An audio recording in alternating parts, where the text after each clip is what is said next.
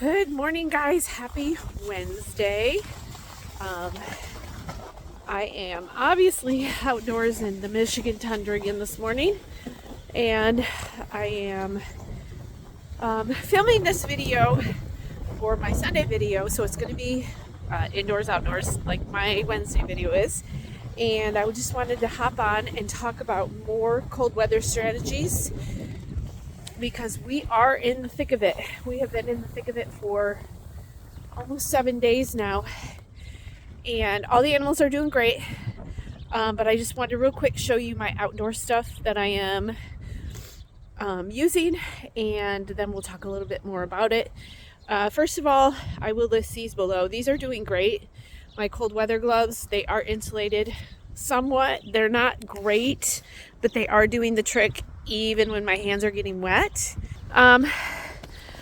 These buckets I've talked about 100 times. The only thing you need to worry about when it gets this cold is not throwing them down when you're outdoors when it is cold, because they are flexible, and if they're really, really cold, they will break. But otherwise, I love these things.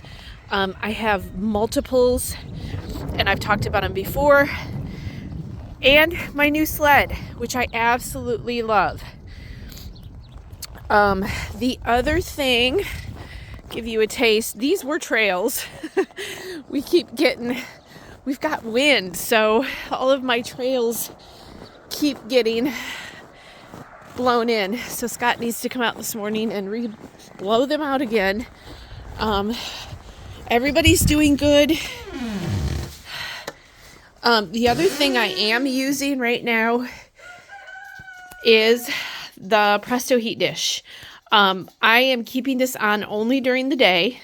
And again, keep in mind, I am out here multiple times a day right now, every couple of hours or so. I do have a lamp on the chickens during the day also. I am not a huge fan of heat lamps for chickens ever. I have had scary incidences with them if you're not careful. Even if you are careful, you have to be extremely careful. So I do have that on during the day. We are at negative numbers during the night and single digits during the day. And then, of course, with the windshield, it's even worse. So that's why I'm doing all this stuff. So I'm going to finish up my waters, and then I'm going to go inside and warm up, and then we'll talk a little bit more. Hey everybody, I'm back. I am finishing off my video from yesterday.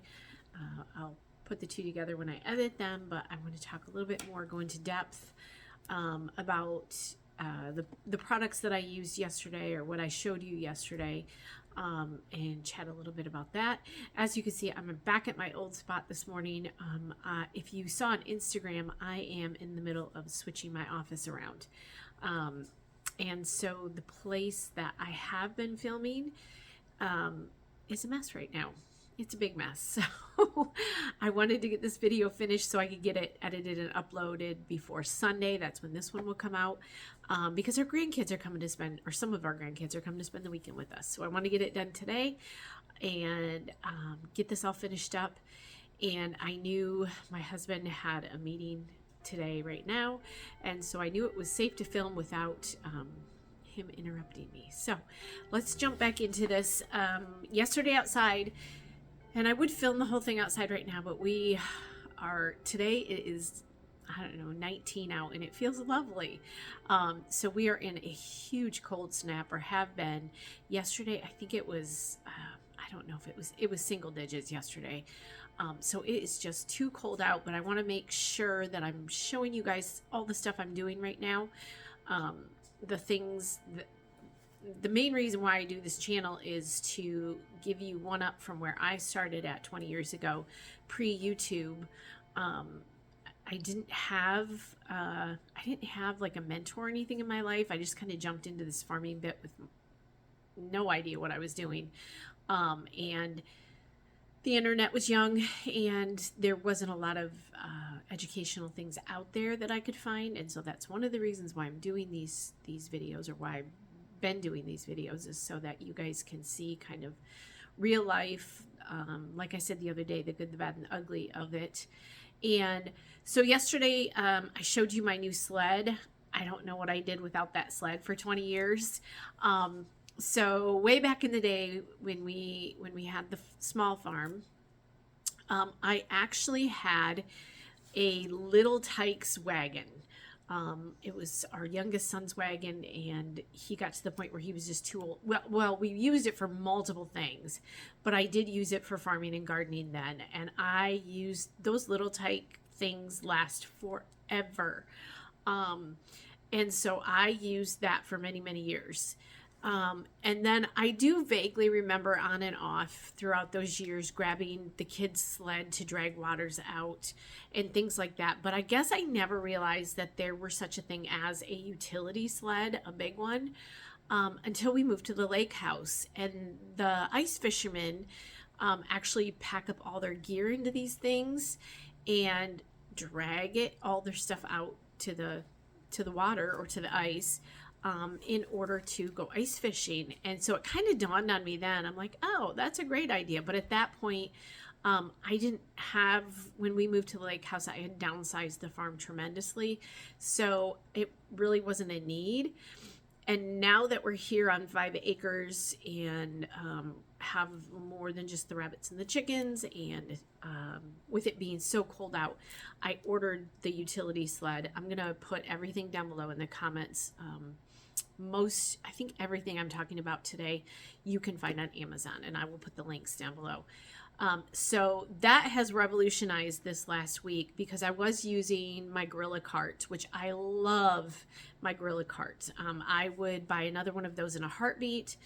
I would size up on it. I use it for gardening. I use it to haul manure.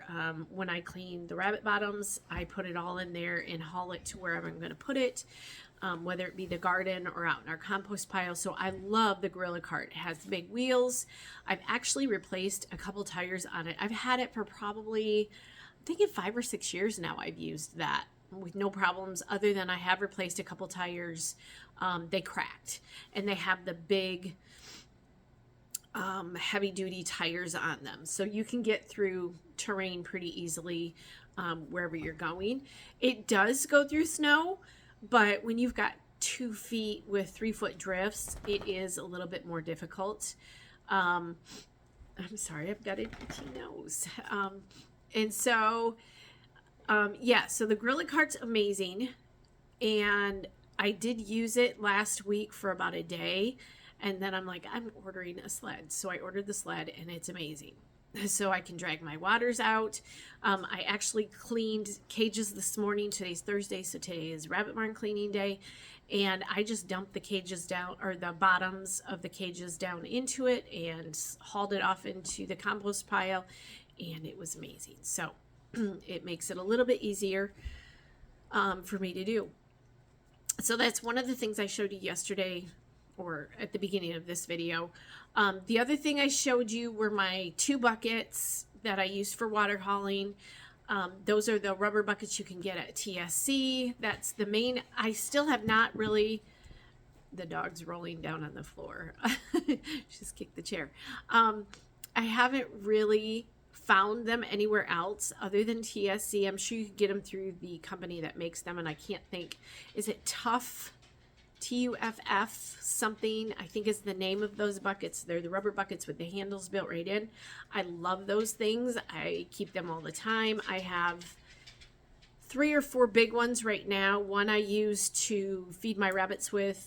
You guys, I'll try to remember to post a link to that video here, but I talk about how I just put the hay in there and my little feed bucket, and I carry it around. Kind of simplifies from going back and forth from where I keep my hay to feeding the rabbits. So I have those. I use those for waters. I use those for weeds in the summer. So those are indispensable tools. Maggie is trying to get my attention. And so those are some of my favorite things I use. You do have to be careful with them when it does get really cold. And if you happen to if they're really cold and you hit them or drop them on the ground, they do crack really easily. That temperature change kind of does that plastic in.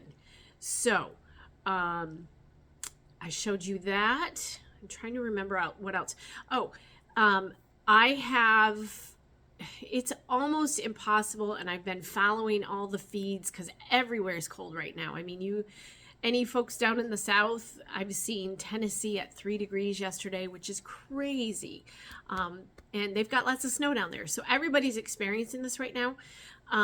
It is just almost impossible to keep any kind of water that's outside not icing over. So I talked about my rabbit barn is insulated, and so far I did put a little Presto heat dish out there 2 days ago. It did get chilled enough where the waters weren't frozen, but the metal nipples were getting frozen. So the balls inside there were kind of freezy. So I did put a Presto heat dish out there, which is one of the other things I talked about in the video too. I'm not sure if you can still get those on Amazon. I will check and see and link it. I do not leave that on all the time. I only turn that on for a bit during the day. And keep in mind, all of this stuff I'm doing, I am out there every couple of hours when it's that cold. I have to check on waters, check on hay, and all that stuff. So I am not aimlessly turning on this Presto heat dish and then just leaving it on. I am constantly checking it. I did put a light in the chicken coop 2 days ago also because it was so cold in there. And I'm turning that off at night. And I keep all the doors closed in there. So they're all in the same barn, and it is insulated. And so I have had very few issues. Like I said, the other day, 2 days ago, the rabbit waters were a little bit frozen, just the tips when I went out there, and I haven't had issues since. I should not have any issues today because it's 19 degrees. So, but the Presto heat dish kind of keeps everything a little bit warmer in there, but it is insulated. So I'm not as worried about my rabbit waters. In the past, when I haven't had an insulated barn, what I have done is I have 2 sets of rabbit waters. So if I have 20 rabbits, I have 40 water bottles.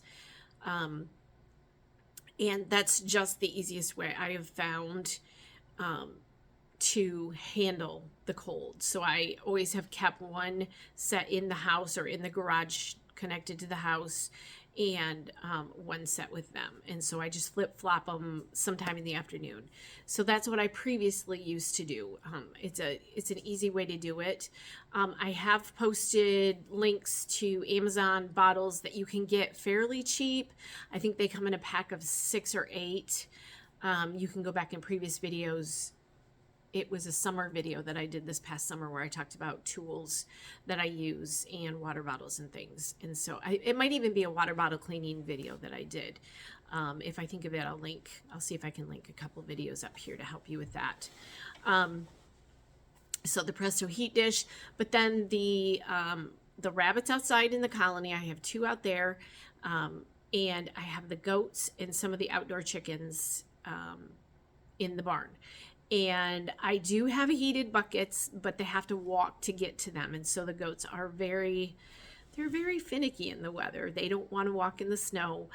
So I have put a small plastic dish pan in there, in the barn for both them and the chickens that are in there with them. And that's working fine. It is flexible enough where if it's not too frozen, I can pop the ice out and refill it. I have been taking my heated my electric tea kettle. I've been heating that up a couple times a day and just going out and pouring hot water on it, checking it to make sure it's not hot because it's frozen. I'm defrosting the ice. So it's never hot, but I always do check it. And the rabbits have a metal dog dish out there. That I'm also doing the same thing. I'm taking the boiling water and pouring it in there just to give it enough to defrost what ice or water is in there.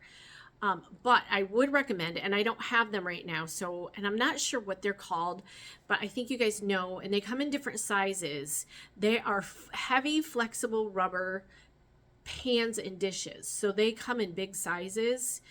We used to have it for our goat's water. I would, and I'm going to get a couple of them after having this. What I'm doing is working fine, but after going through a week of this really cold, I'm trying to get more stuff in place to be prepared for the next round, because there's always next round here in Michigan.